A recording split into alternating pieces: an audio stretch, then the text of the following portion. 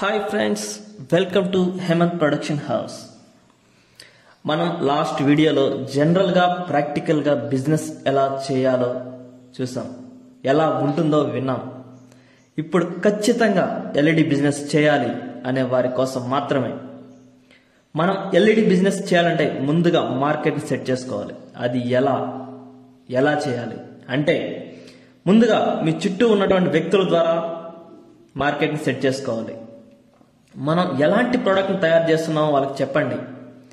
మీరు మీ ఫ్రెండ్స్కి, మీకు తెలిసిన వాళ్ళకి, వాళ్ళకి తెలిసిన వారికి, కొత్తగా బిల్డింగ్స్ కన్స్ట్రక్ట్ చేస్తున్న వారికి, అలాగే ఎలక్ట్రీషియన్స్ ఉంటారు కదా వాళ్ళకి, ప్రతి ఒక్కరికి మన బిజినెస్ గురించి తెలియజేయండి. మనం ఏం చేస్తున్నామో చెప్పండి. ఇది కొంతకాలం మనకు బాగా హెల్ప్ అవుతుంది. మనం స్టార్టప్లో మనకు మంచి హెల్ప్ వస్తుంది. ఇంకా బాగా చేయాలనుకుంటే మీరు చేయాల్సిన పని ఏంటంటే మీ ప్రోడక్ట్ని ఒక బ్రాండ్ నేమ్గా పెట్టుకోండి. అందరికీ ఆ పేరు తెలిసేలా చేయాలండి. మనం ప్రోడక్ట్ని ఎంత క్వాలిటీగా తయారు చేస్తామో ప్యాకింగ్ కూడా అంతే క్వాలిటీగా ఉండాలి. మన బల్బ్ యొక్క ప్యాకింగ్ అనేది అట్రాక్టివ్గా, చూడగానే బాగుంది అనేలా ఉండాలి. ఇంకా చెప్పాలంటే మీకు వీలుంటే ఒక వెబ్సైట్ ప్రారంభించండి. ఈ వెబ్సైట్ మీకు చాలా హెల్ప్ అవుతుంది. దీంట్లో ఏం పెడతారంటే మీ ప్రొఫైల్, మీరేం చేస్తారు, మీ ప్రొడక్ట్స్, వాటి డీటెయిల్స్ ఎలా ఉంటాయి ఏంటని పెట్టండి. మీ బిజినెస్ని మీరు ఒక చెప్పాలంటే మౌత్ అంటే మన మాటల ద్వారా కూడా అందరికి తెలిసేలా కూడా చేయొచ్చు, స్ప్రెడ్ చేయండి. ఇంకా చెప్పాలంటే మీ చుట్టూ ఉన్నటువంటి ఎలక్ట్రికల్ షాప్స్ ఎన్ని ఉన్నాయో తెలుసుకోండి. ఫస్ట్ వెళ్ళి ఆ షాప్స్లో ఏ బ్రాండ్ ఎల్ఈడి బల్బ్స్ ఎక్కువగా మూవ్ అవుతున్నాయో, వేటిని కస్టమర్స్ కొంటున్నారో, అంతేకాకుండా ఆ బ్రాండ్ లైట్సే ఎందుకు కొంటున్నారో, అవి ఎందుకు అంతలా మూవ్ అవుతున్నాయో, మార్కెట్లో ఉన్నాయో అది తెలుసుకోండి. నేను ఎందుకు పదే పదే మార్కెట్ గురించి చెప్తున్నాను, మార్కెట్ అంటున్నానంటే మనం బిజినెస్ సక్సెస్ కావాలంటే మనం తయారు చేసిన వస్తువును అమ్ముకోగలి. అది ఈ ఒక్క బిజినెస్సే కాదు, ఏ బిజినెస్ అయినా సరే మనం తయారు చేసిన వస్తువును ఖచ్చితంగా అమ్ముకోవాల్సి ఉంటుంది. అలా అమ్ముకోలేని పరిస్థితులు ఏమవుతుందంటే బల్బ్ యొక్క కాస్ట్ పెరిగిపోతుంది. ఎలా అంటే మనం రా మెటీరియల్ తీసుకొచ్చి ఉంటాము, రా మెటీరియల్ పెట్టుకొని ఏమవుతా ఉంటుందంటే ఇంట్రెస్ట్ అనేది పెరిగిపోతుంది. అందువల్ల మనం కాస్ట్ పెంచుతాం. అలా కాస్ట్ పెంచి మన మార్కెట్లో అమ్మలేం. ఒక్క విషయం బాగా గుర్తుపెట్టుకోండి, మనం ప్రొడక్ట్ని ఎంత క్వాలిటీగా తయారు చేస్తాం అనే దానికంటే మన మార్కెట్లో ఉన్న బ్రాండ్ కంటే ఆల్రెడీ ఎగ్జాక్ట్ బ్రాండ్స్ ఉంటాయి కదా, వాటికన్నా మనం ఎంత క్వాలిటీ ఉన్నా సరే తక్కువ ధరకు ఇవ్వాల్సి ఉంటుంది. అలాంటప్పుడే మనం మార్కెట్లోకి వెళ్ళి మన ప్రోడక్ట్ని సేల్ చేయగలుగుతాం.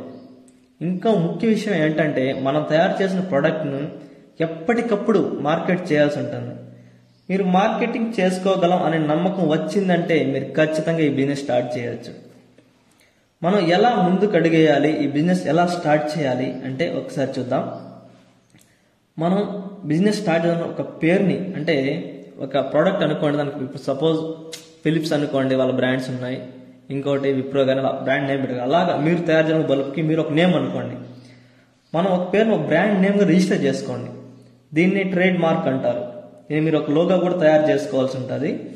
ఆ లోగో ఎలా ఉండాలంటే మీరు ప్రోడక్ట్ అసలు ఆ లోగో చూడగానే మీ ప్రోడక్ట్స్ అన్ని గుర్తొచ్చేలా ఉండాలి. అలాంటి నేమ్ కూడా తయారు చేయండి స్టార్టింగ్లోనే. అంతేకాకుండా ఇంకోటి, మీరు బిజినెస్ని స్మాల్ స్కేల్ ఇండస్ట్రీగా రిజిస్టర్ చేయండి. స్మాల్ స్కేల్ అదే ఎంఎస్ఎంఈ అంటే ఎంఎస్ఎంఈలో రిజిస్టర్ చేయండి. ఎంఎస్ఎం అంటే ministry of micro small medium enterprises కింద. మనకి ఎంఎస్ఎంఈ రిజిస్ట్రేషన్ ఉంటే బ్యాంక్లో లోన్స్ ఈజీగా తీసుకోవచ్చు. అలాగే సబ్సిడీ లోన్స్ కానీ వస్తూ ఉంటాయి. ఏదైనా స్కీమ్స్ పడిన సబ్సిడీ లోన్స్ వస్తాయి. ఇంకా ముఖ్య విషయం, రా మెటీరియల్ కొనాలనుకున్నా, మనం తయారు చేసిన ప్రొడక్ట్స్ అమ్మాలనుకున్నా జిఎస్టీ రిజిస్ట్రేషన్ చాలా అవసరం. జిఎస్టీ అంటే తెలిసిందే కదా, గూడ్స్ అండ్ సర్వీస్ ట్యాక్స్. మనం మెటీరియల్ కొన్నప్పుడు, ప్రొడక్ట్ని అమ్మినప్పుడు తప్పకుండా బిల్ తీసుకోవాలి, బిల్ ఇవ్వాలి. మనం షాప్స్కి మెటీరియల్ చెప్పాలంటే అప్పు ఇస్తూ ఉంటాం. అటువంటిప్పుడు మనకు రిటర్న్స్ రావు. అలాంటప్పుడు ఏంటంటే మనకి బిల్ కానీ ఉందంటే మనం కోర్టుకి వెళ్ళినా ఇంకో ద్వారా అయినా సరే మనం డబ్బులు అనేది వసూలు చేసుకోగలుగుతాం. అలా బిల్లు ఇవ్వకుండా మొత్తం మెటీరియల్ ఇవ్వడం వెళ్ళదంటే మనం నష్టపోతాం. వీటితో పాటు మీరు ఫర్మ్ నేమ్ కింద ఒక పాన్ కార్డు మరియు కరెంట్ బ్యాంక్ అకౌంట్ని తీసుకోండి.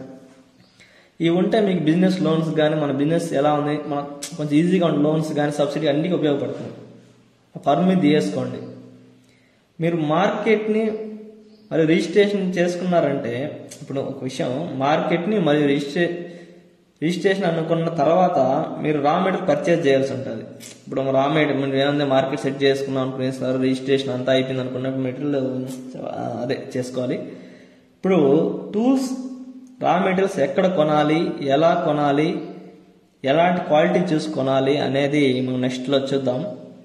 మనం బిజినెస్ స్టార్ట్ చేయాలనుకుంటే ముందుగా ఇప్పుడు ఏం చేయాలి, MSME, GST, trade mark registration చేసుకోవాలి. ఈ రిజిస్ట్రేషన్ నాకు తెలిసి పెద్దగా కాస్ట్ కూడా అవదండి, ఒక 5,000 నుంచి 7,000 వరకు అవ్వచ్చు అంతే, అంతకు మించి అయితే అవ్వదు. వీటితో పాటు మీరు వర్క్ చేయడానికి ఒక మంచి ప్లేస్ అంటే మంచి రూమ్ అలాంటి సెట్ చేసుకోండి. విషయం అంటే పార్కింగ్ కానీ బాగుండాలి, ఎందుకంటే వెహికల్స్ మనకు వస్తుంటాయి కదా, మన మెటీరియల్ రావడం కానీ వెళ్ళడం కానీ జరుగుతుంటారు, కాబట్టి మంచి పార్కింగ్ ఉండే ఏరియా చూసుకోండి. మీరు ఇవన్నీ సెట్ చేసుకున్న తర్వాత రా మెటీరియల్ పర్చేజ్ చేసి మీరు మీ ఓన్ ప్రోడక్ట్ని తయారు చేసుకోవచ్చు. అంటే మన కొత్త ప్రోడక్ట్ అనేది తయారవుతుంది. రా మెటీరియల్స్ గురించి నెక్స్ట్ వీడియోలో చూద్దాం. All the best my dear new business.